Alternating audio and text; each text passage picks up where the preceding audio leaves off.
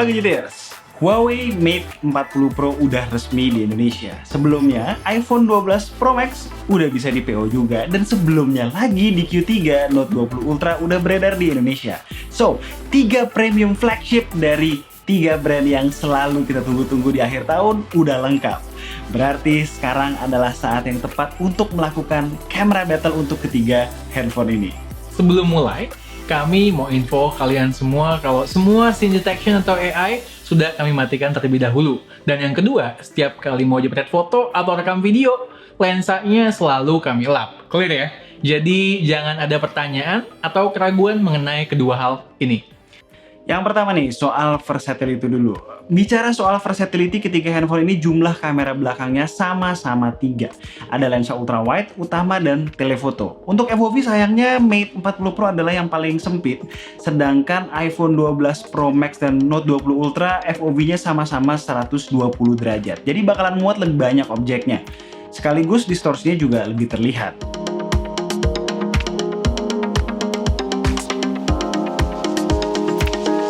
Untuk dynamic range, selama penggunaannya di outdoor, ketiganya itu sama-sama bagus. Tapi, begitu masuk kondisi yang lebih challenging, seperti menghadap matahari, Mate 40 Pro adalah yang paling bisa menyeimbangkan antara highlight dan juga shadow. Langit-langitnya nggak blown out. Begitu juga untuk urusan ketajaman dan warna yang lebih eye-pleasing. Sedangkan iPhone 12 Pro Max maupun Note 20 Ultra untuk urusan sharpness, warna, dan dynamic range 11-12 dengan sedikit konsistensi lebih baik di Note 20 Ultra.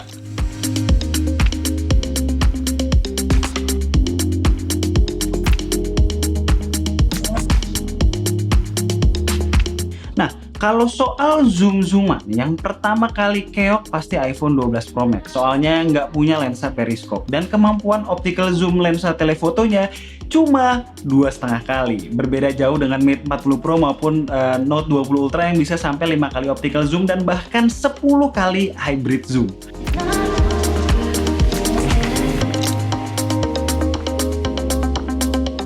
iPhone 12 Pro Max bisa aja kita post digital zoom-nya ke 5 kali dan 10 kali. Tapi percuma, bakalan terlihat soft, noisy, dan warnanya mulai pucat. Sedangkan Mate 40 Pro dan Note 20 Ultra nggak noisy, teksturnya masih bisa terlihat dengan baik, dan warnanya masih oke.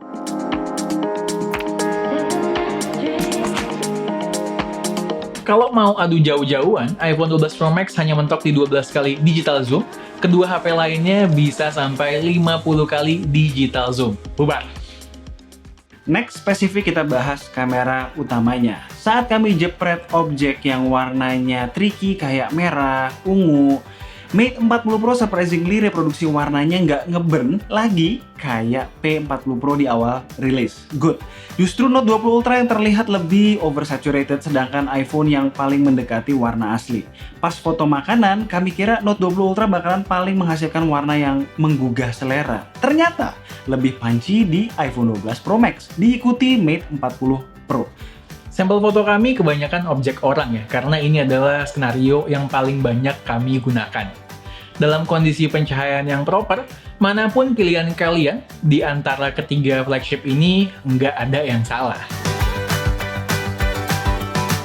Memang, secara detail, keunggulan ada di Mate 40 Pro. Benar-benar tajam, walaupun terasa lebih proses. Namun yang mengejutkan, iPhone 12 Pro Max, sharpness-nya masih bisa ngejar Mate 40 Pro, tapi dengan processing dan spek yang di atas kertas yang lebih minimal. Well, Note 20 Ultra itu sebenarnya tajam, tapi titik fokusnya itu paling sempit ya. Jadi terkadang seolah-olah berasa kurang fokus di objeknya. Untuk urusan skin tone yang paling akurat mendekati kondisi asli adalah seperti biasa iPhone 12 Pro Max. Sedangkan Note 20 Ultra maupun Mate 40 Pro silih berganti, kadang saturasinya lebih tinggi di Note atau sebaliknya. Yang jelas masih dalam batas level yang wajar, nggak over banget kok. Begitu masuk ke kondisi pencahayaan yang challenging, backlight, high contrast scene, harsh lighting, satu hal yang paling mengganggu buat kami berdua adalah flare yang ditimbulkan di iPhone 12 Pro Max. Di iPhone 12 Pro pun ada juga, mengganggu dan bisa ngerusak foto, dan ini sering banget kejadian. Di kedua handphone lain ada, tapi jauh lebih minimal. Next, soal dynamic range, di kondisi yang menantang seperti itu, lagi-lagi Mate 40 Pro yang paling balance. Kalau iPhone 12 Pro Max secara konsisten emang lebih mentingin objek di foreground. Lalu Note 20 Ultra lebih sering inkonsisten. Untuk foto bokeh, seperti biasa, semua tergantung objek. Nggak ada yang perfect edge detection-nya. Namun kalau harus kasih poin ekstra, menurut kami, iPhone 12 Pro Max yang paling rapi edge detection-nya, sedangkan untuk dynamic range, Mate 40 Pro lagi yang paling kece.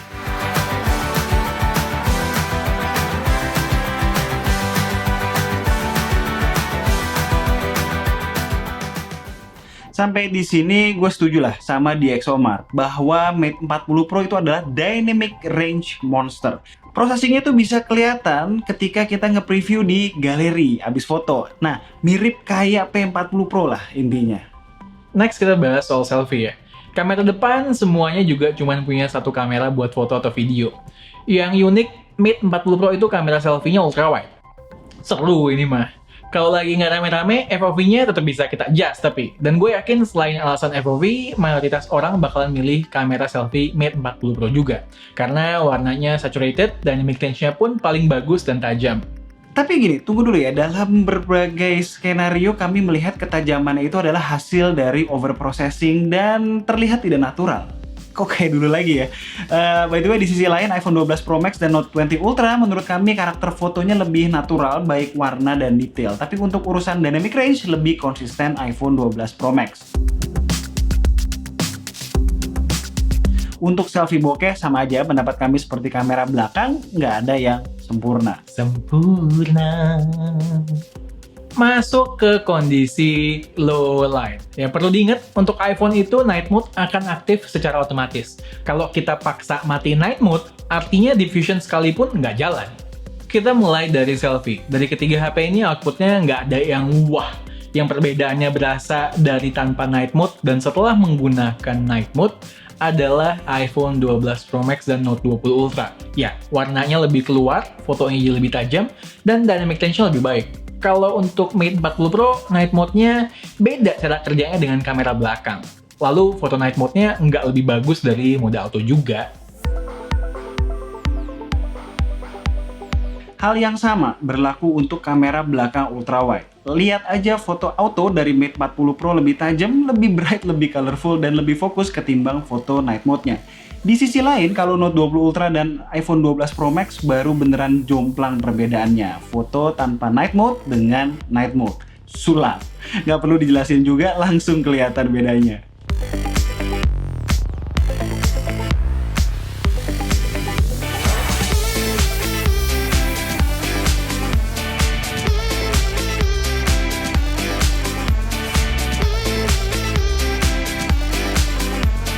Lanjut ke kamera utama, bisa dilihat di iPhone 12 Pro Max dan Note 20 Ultra, ini mirip dengan kamera ultrawide-nya.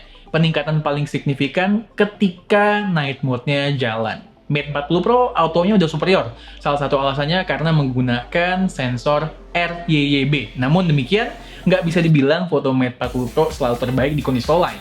Dari hasil tes kami, ya silih berganti.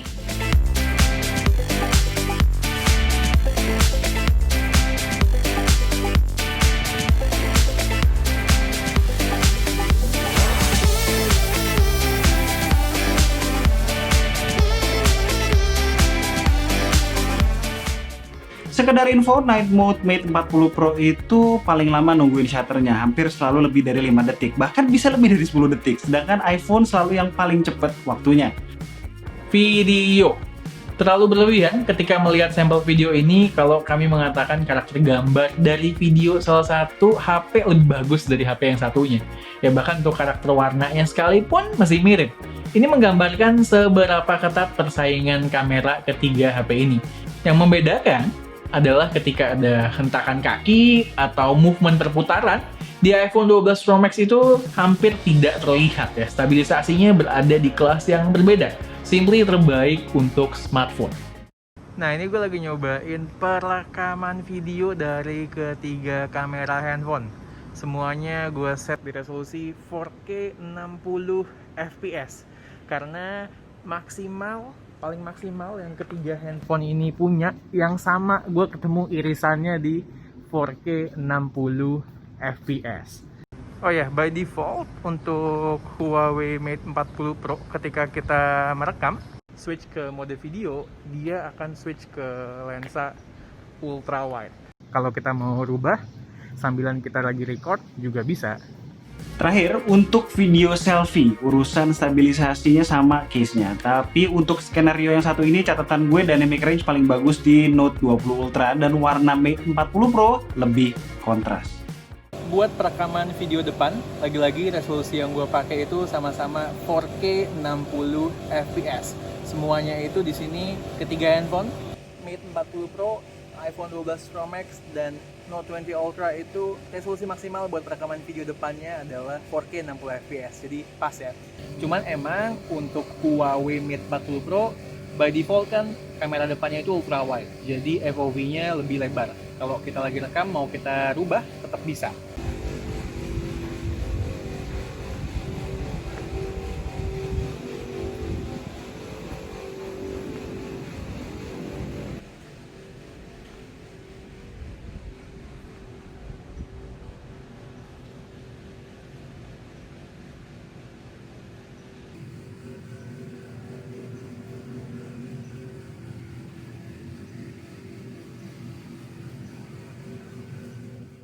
Oke, jadi itu adalah Note 20 Ultra versus iPhone 12 Pro Max dan Mate 40 Pro. Jadi gimana nih kesimpulan kameranya? Ya kesimpulannya kita nyobain HP Huawei yang terakhir itu kan P40 Pro Plus ya. Tapi lebih adil kalau dibandingin dengan P40 Pro dulu nih, karena yang Mate 40 Pro ada yang plusnya juga kan. Non plus ya bandingnya sama non plus.